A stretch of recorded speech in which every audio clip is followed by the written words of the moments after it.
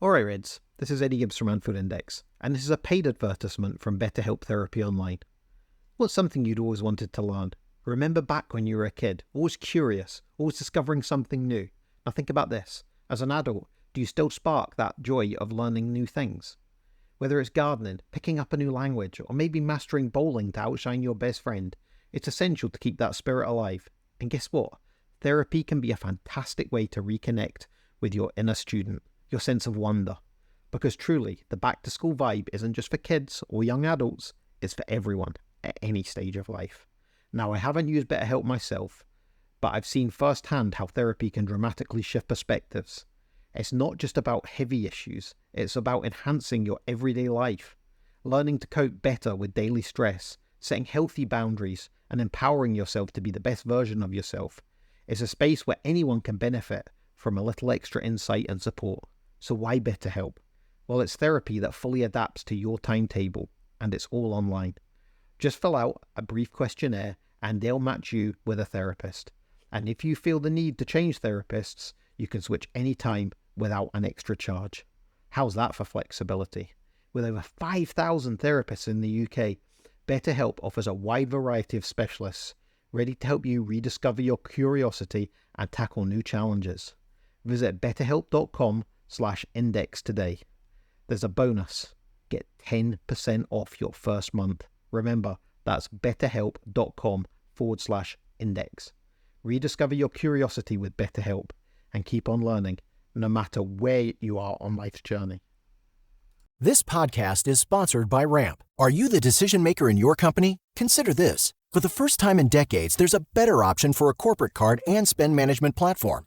Meet Ramp, the only corporate card and spend management system designed to help you spend less money so you can make more. With Ramp, you get full visibility into your company's spending and control who spends what with each vendor. Ramp's software collects and verifies receipts instantly to save your team valuable time. Ramp automates data entry and routine tasks with automated approvals, expense categorization and bill payments, time-consuming tasks. Which means you'll stop wasteful spending and close your books in hours instead of days. Businesses that use Ramp add up to 5% to their bottom line the first year. If you're a decision maker, adding Ramp could be one of the best decisions you've ever made. Get $250 when you join Ramp for free. Just go to ramp.com/easy. Ramp.com/easy. RAMP.com/easy. Cards issued by Sutton Bank and Celtic Bank, members FDIC. Terms and conditions apply.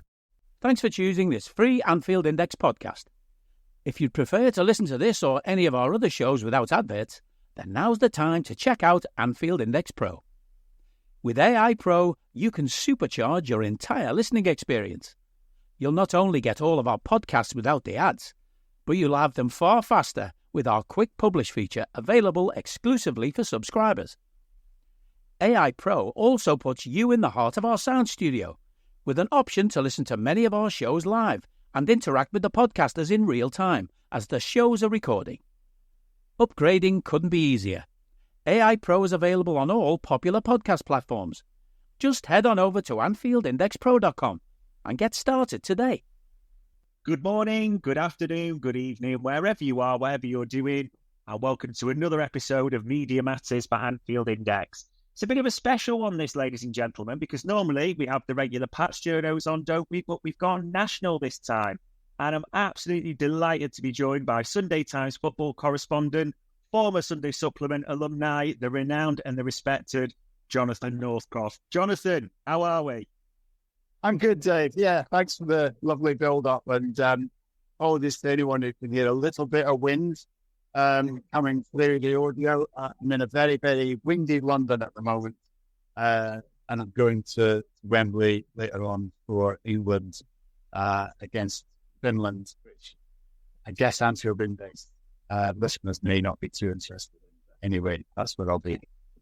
Yeah, we're probably hoping that Trent Alexander-Arnold is not in the starting lineup as well, but I suspect that is going to happen. So, ladies and gents, for this one, we'll be going through quite a few things. So we really want to get the national perspective from Jonathan. So we'll talk about August, the results and the performances, a bit of talk about the transfer window for Liverpool, Arne Slot, because it will be remiss not to talk about him, and then the contracts for the big three and Richard Hughes. So, Jonathan, we'll get straight into it from Liverpool's point of view. I mean, August was a brilliant month. We have to be honest for us fans that we beat Ipswich 2-0 on the opening game. We then followed that up with a Brentford win 2-0 at home. And then we go down the East Lancs and absolutely thrash them 3-0 when it could have been more. I suppose from the outside looking in, maybe without being sort of bogged down in that patch, what have been the best aspects of what you've seen from Liverpool so far? Well, you have to say the seamlessness of the transition, or in fact, the impressiveness of the transition. That was the thing we were all thinking as journalists at the start of the season. You asked idiot predictions. And, you know, it's a common thing to do. It's not original, but we all do it. We look at history and we say, Fergie leaves Man United fall off the cliff. Wenger leaves Arsenal fall off the cliff. And look, I never expected that to happen to Liverpool. Far too well have run its club, far too good a squad. And Arne Slot always seemed a pretty sensible fit. So I didn't think there was going to be a falling off the cliff. But my prediction would have been Liverpool would be top four, but they will be up and down and not enough to really challenge at the top. And, you know, that said, I think differently about Liverpool already. I was at the Ipswich game and that was impressive in its own way. I think you needed to be at the match really to understand that was a banana skin. It was a committed team with an incredible feel-good factor back in the league after 20 years. A hostile environment. I mean, a nice crowd. It's a nice crowd, but everyone asked for it. And a really good young manager team that went for it. Quite physical, played in a sort of awkward way with their energy and their intensity, and a real test. And 12:30 kickoff, of course, a game that's not going particularly well. And what happens? You see Slot change things at half time. You see a guy on the touchline who's extremely calm and rational in the middle of an intense afternoon. And you see a brilliant second half performance with some sumptuous football, passing moves. You mentioned Trent. I mean, the penalty that Lewis Diaz should have out, which was Slot's favourite moment of the game.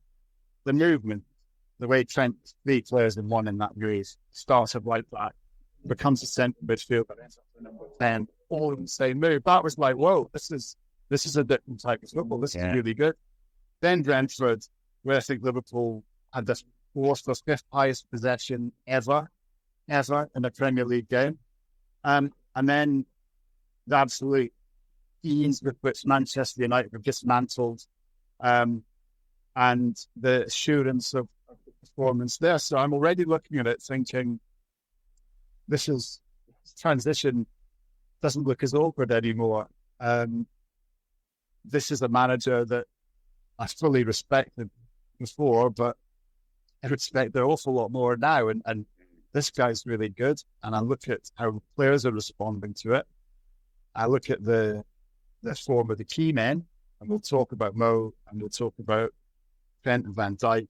And what's new, we'll talk about Gravenberch. All of those things make me think Liverpool can contend this season, and I didn't expect that. So I don't think that first league games could have done any better. Yeah, I think that's pretty unanimous from our point of view. And like you said, the key men are shining, but there's so many who are really shining at the moment as well. Is there any individual player you'd say has really been the standout? I know that's a tough question. Oh, look, it's obvious Mo Salah is still a level above, and that's not to denigrate anyone else, but he's phenomenal. He's the passes at United, the assists that was out of this world, gets his goal, is just leading the team.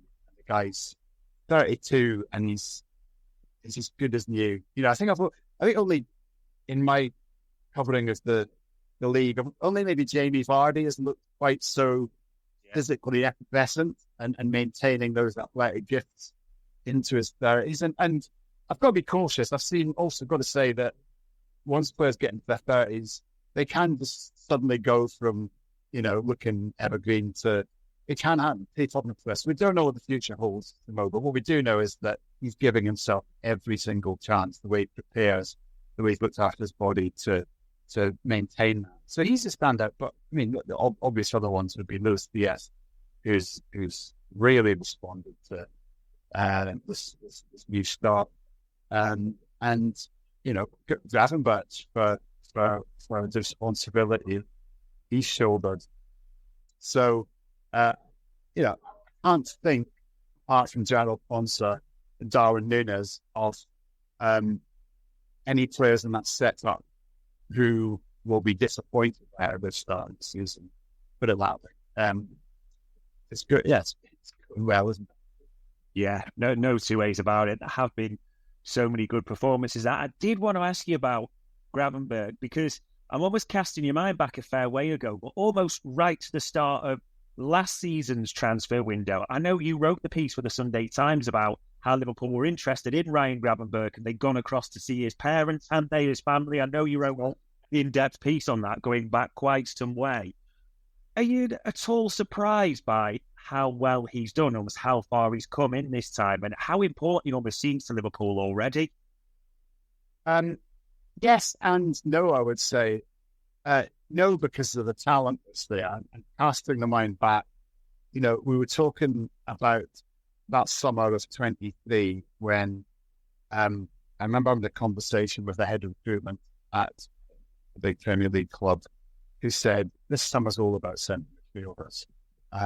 There's a shortage of really top-class centre midfielders in the World game. He said, watch, the big clubs are all after them, and there's going to be a kind of race to see who can sign them. Now, if you remember, the first centre midfielder Liverpool went for, the first one was McAllister and Nelson. The second one was Ryan Gravenberch. Right at the start, in April, they, Jurgen Klopp loved them, and as you say, there was early conversations held in Amsterdam with his father about getting him, and at that point, the barrier was Bayern Munich didn't know what they wanted to do, and didn't feel ready to sell. And Liverpool looked at other things, looked at Romeo Lavia, looked at recently at Caicedo, I believe, had a little bit of interest in Mason Mount. It wasn't fully as serious as the other interest, but ended up coming back to Gravenberch in an opportunistic way, really, because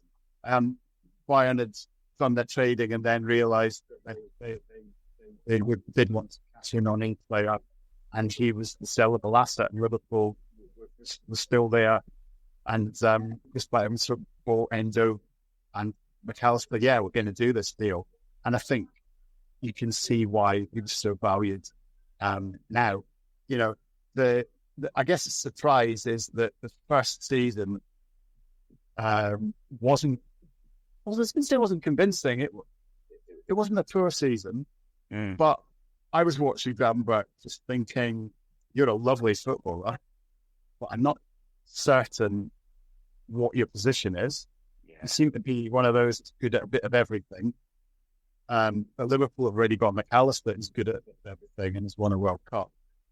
So, you're not a specialist like Endo, you're not a specialist like Szoboszlai, so what are you?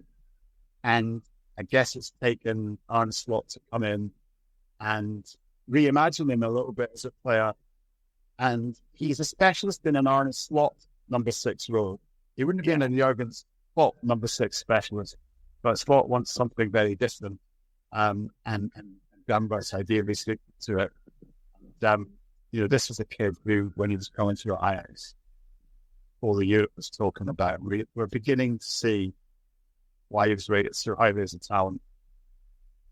Yeah, he has been sensational these first 3 games. There's no other way of putting it. And it's interesting you use the word opportunistic, because that was the talk of the summer for us, wasn't it? And the transfer window, that Liverpool would be opportunistic. There was talk about a crescendo from Richard Hughes that a lot of us probably thought, Jonathan, never really sort of materialised in terms of how the window ended. And it's done now. It's been done very recently. We can't change it. From the outside looking in, what were your honest thoughts of Liverpool and how the transfer window unfolded for us? Well, I liked it, right? And I think I've got a different view of transfers to most. Maybe it's I'm a bit old and I'm not the football manager generation, and we love all that stuff. But I like a team that doesn't go out and make pile of transfers, who are strategic about what they want, because that tells me they have got a very clear idea of how to improve their team. And if you take Manchester City as a benchmark, very seldom the Manchester City go through a window with a sign 3, 4, 5 players. It's one or two. And that's what Liverpool were in the golden era of Michael Edwards. And you remember Van Dijk coming in after a summer window where Liverpool hadn't really done anything. Yeah. Saved their pennies and Bosch, there's Van Dijk. So I just think I like the fact that Zubimendi, I think, is terrific player and would have been very good for Liverpool. Yeah. But just because you don't get someone doesn't mean you then have to go and buy, and that's what we've seen Manchester United do. So Manchester United not get Frankie de Jong, so they buy Casemiro. It's like not being able to buy the car that you want, so you buy a motorbike or probably a truck in Casemiro's space. But it's like, I'd rather a club decides, okay, our second option is to look at what we've got and ask the new manager what he thinks. And he thinks, well, actually, I've got Ryan Granberg. I can do something with this guy. Yeah. And that money's still there for Liverpool. That they look, I know that there's a certain school of thought that says that we more spending, zealous spend, etc. But I would expect a midfielder to arrive in the next 1 or 2 windows. It's not the end of time to sign a midfielder. They may, and I'm not saying this with any knowledge, but my gut instinct is it might not be the end of Liverpool in terms of Zubimendi. They might try and go again with that. But there'll be another midfielder going for it and eventually sign. And we know how Michael Edwards operates. He's waiting. Absolutely, yeah. We hope he gets the right one. One that he and Richard Hughes did pounds for, though, was Federico Chiesa. So he's arrived from Juventus in a move that could go up to 12.5 million if all bonus clauses are met. Thoughts on that one? Because on paper, there's a heck of a pedigree there for Chiesa. There's injury concerns, but at 12.5 million, do you think that's decent value? I think he's like a terrific talent and a player who's delivering really big moments for Italy. And casting back to the Euro 2020, it looked like he was about to go the next level. Yes, he's had the injury problems.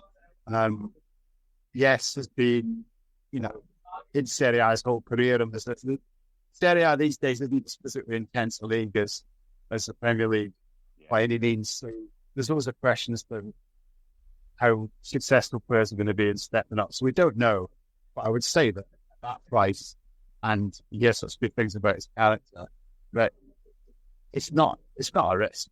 It's well worth having a go at. So less than Sepp Vandenberg's sale to Brentford. It's not bad. Yeah, no 2 ways about it. And the one thing we have done well is sold. And yeah, if Chiesa is a good rotational option for Mo Salah and gets a few goals, yeah, it's an absolute bargain. There's no 2 ways about it. And I suppose the man who's being tasked with seeing what he can get out of Ryan Gravenberch, Chiesa and all the others, Arne Slot. I mean, I wanted to ask you, because he's such a distinct character, Jonathan, from what we've seen so far. Very different from the previous incumbent at Anfield. No 2 ways about it. And people are naturally analysing how he's saying, how he's reacting, his press conferences, all these types of things. And you alluded to a few bits there as well, that we've seen the Jarell Quansah half-time substitution at Ipswich, which kind of felt alien to a lot of us before. We're not really used to that at Liverpool. We've seen him, there was a lot of talk about the way it was analysed, wasn't it? Him breaking down almost Manchester United and how he approached it on Sky Sports as well. What have you made of Arne Slot and his character and the way he's gone about things so far? I don't need a VPN. I've got nothing to hide. This is what I used to tell myself before I hooked up with LibertyShield.com. Not only is my home internet now fully encrypted, but I can now access all the websites I want, whenever I want, and do so from absolutely anywhere. As a Liverpool fan, I love to know I can now watch every match, regardless of whether it's on UK TV or not. My Liberty Shield VPN makes sure nothing is blocked and guarantees me super fast streaming speed throughout that match. You can get connected right now with their software package, which includes a 48-hour no-obligation free trial and instant access to their apps for Apple, Android, Fire TV, PC, Mac and Android TV. Or go a step further like I have and get one of their pre-configured VPN routers. These small but powerful devices allow you to easily connect every device in your home to VPN, making it the perfect solution for smart TVs, Mac boxes and games consoles. Visit libertyshield.com today and use coupon code AIVPN25 to get 25% off at checkout. Yeah, well, I think that the first thing I mentioned earlier was his calmness and his great carries himself. This is very different to Jürgen, isn't it? And actually, that's good. It's the point of trying to be like Jürgen. He's being himself, but he's very calm. The first press conference I went to was the Ipswich post-match, and I came away thinking, this isn't a guy that's going to be giving people back-page tabloid headlines because he doesn't deal in big statements. He was asked in that press to extol the virtues of Mo Salah, and he said, I really like talking about individuals. And you could almost hear, journalists crying because it's one thing our press loves to do is talk about individuals. So oh no, come on it. Just say Mo's ridiculous.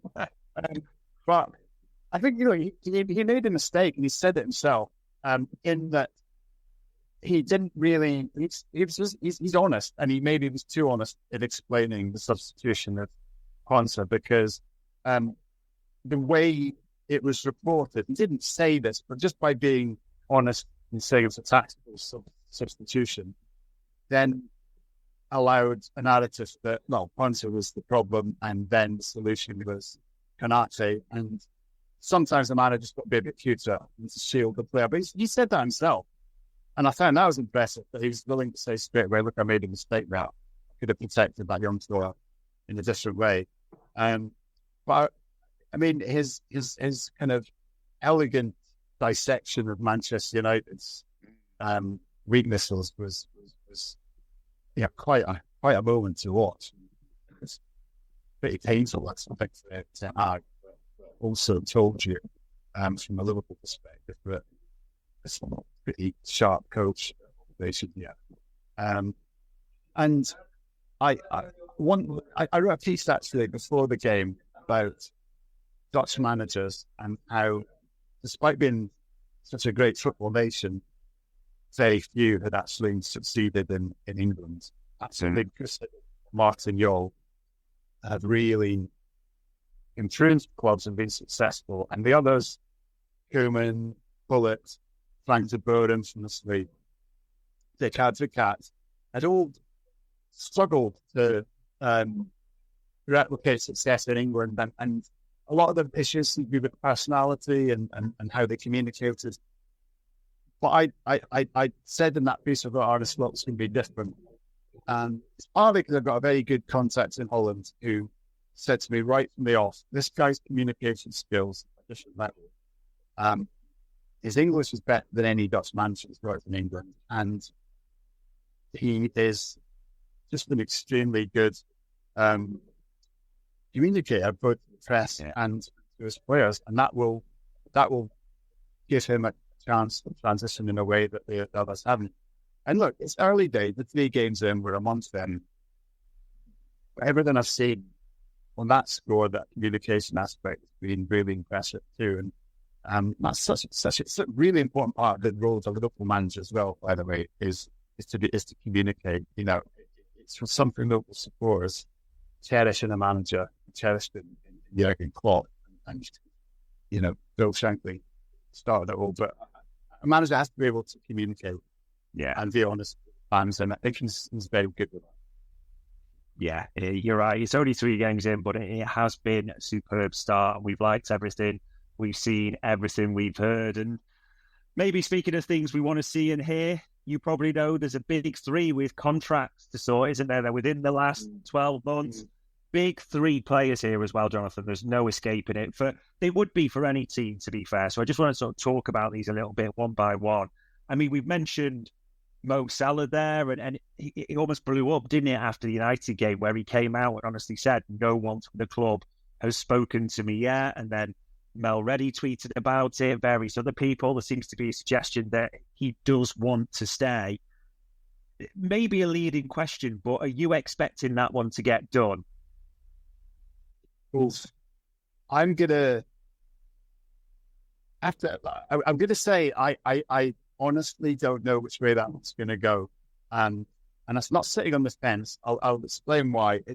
Yes, he wants to stay. I think that's right. But he also knows his worth.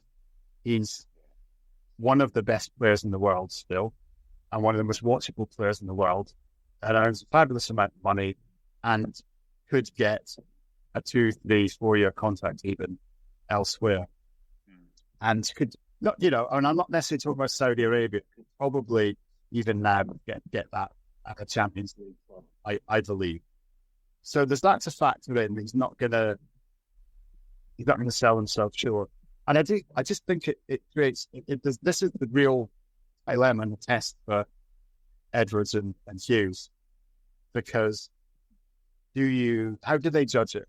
What do they see Mo Salah delivering? Not next season, but in 2 and 3 seasons' time. That's where they've got to gauge what kind of offer they make him and how long that contract is. And so when I say I don't know, it's very hard to read the mind of like Records. And he's brave enough to make his own judgments about things.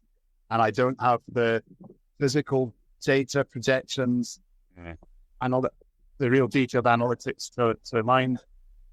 All I can say is that if I was making the decision, I'd keep him for 2, 3 more years. To me, he doesn't look like he's in any way fading as a force. In fact, he's probably getting better in many ways. Playmaking is something that he's only starting to explore it. I mean, he's got an incredible amount of assists in his career already. He's always been a brilliant creator, but there's a variety to what he's doing. It's like, you've seen it with all the players, really, really top ones, the brilliant ones. The more they play, De Bruyne has done it, Messi's done it. It's always they get better and better at the creative side of the game because they see the game more and more and more and more. And you can see that in the passes he plays incredible. So I think he's got a lot more to give and he'll keep scoring. I would give him that. I'm not making that decision. It could be a very, very long, fence sitting one, but that's to be fair, full detail and full explanation, so we will take it all day long. And I suppose another player, like you alluded to the considerations, another player in the over 30 bracket, which we know will bring in certain considerations for Hughes and Edwards, is Virgil van Dijk. And again, I suppose the similarities here, Jonathan, is this is a player who's talked about wanting to stay. He's even said in that recent Dutch press conference, another couple of years, which is obviously music to our ears. And again, I suppose, is it similar to the considerations with Salah, or do you look at it from your point of view and think they've got to get that done at the same time, or you do that? It's similar for similar reasons. The age. What I would say is that centre back is a really difficult position to sign, and Liverpool's got the world's best. And yes, he's getting old, but again, that makes it. It's actually how do you replace Virgil van Dijk? It's not an easy one.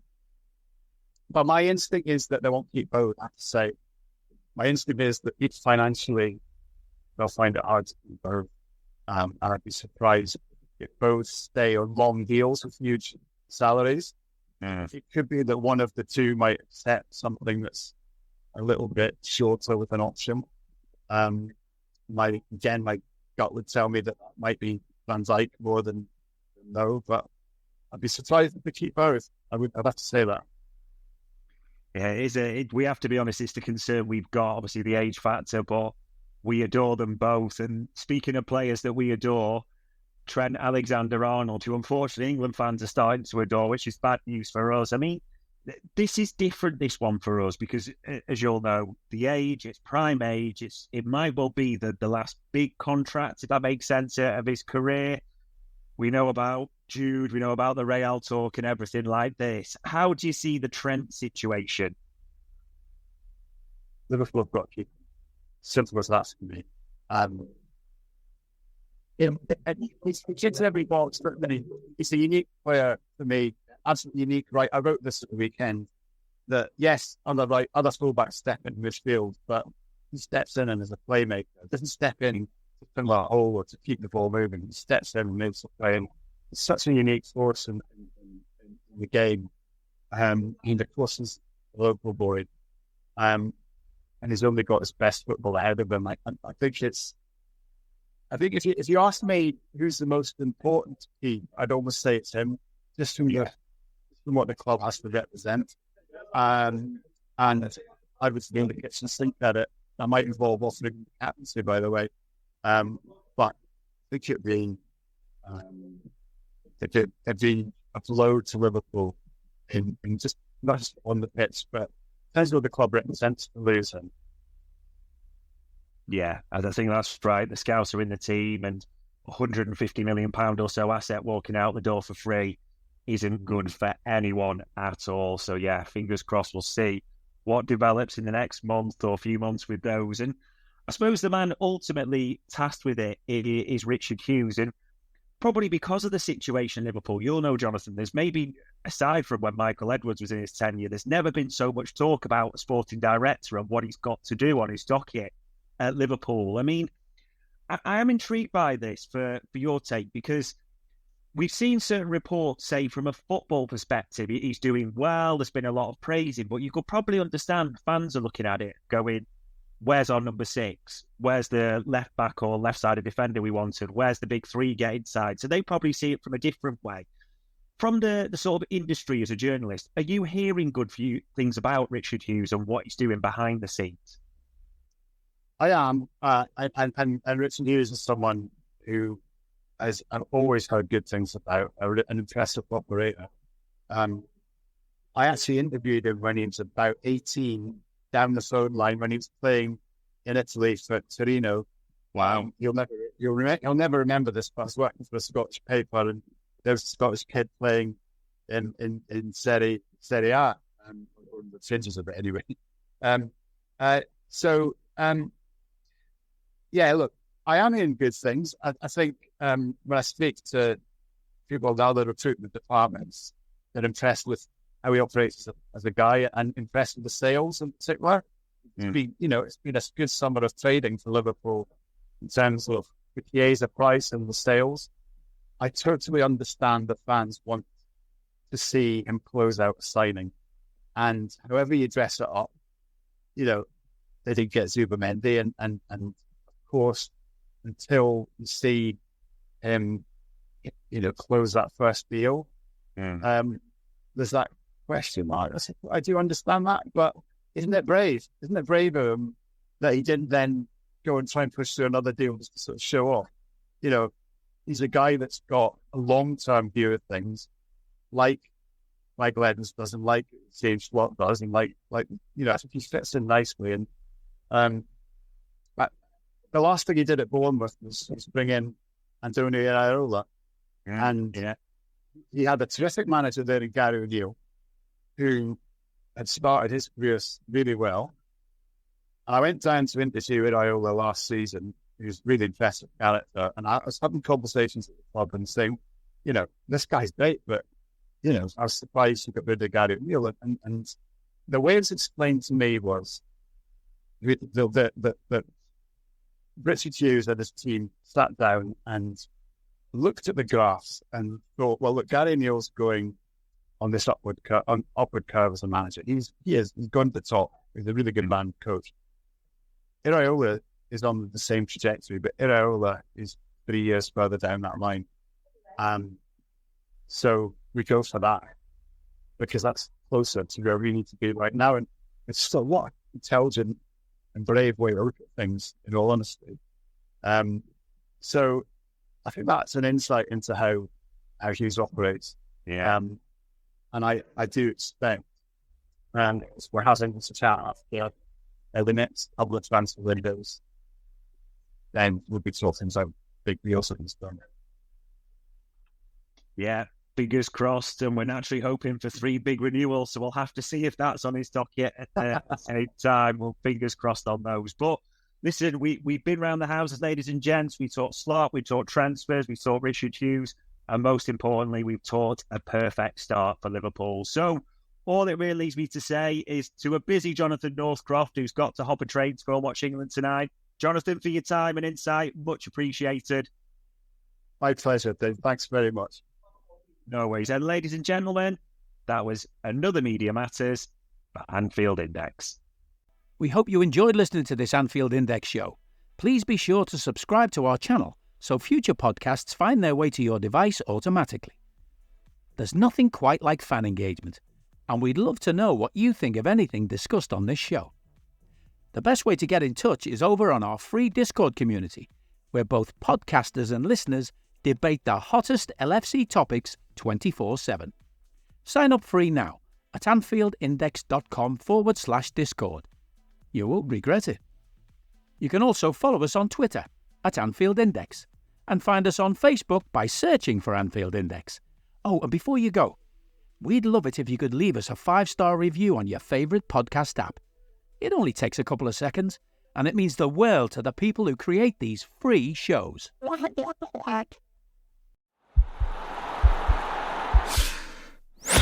This podcast is part of the Sports Social Podcast Network.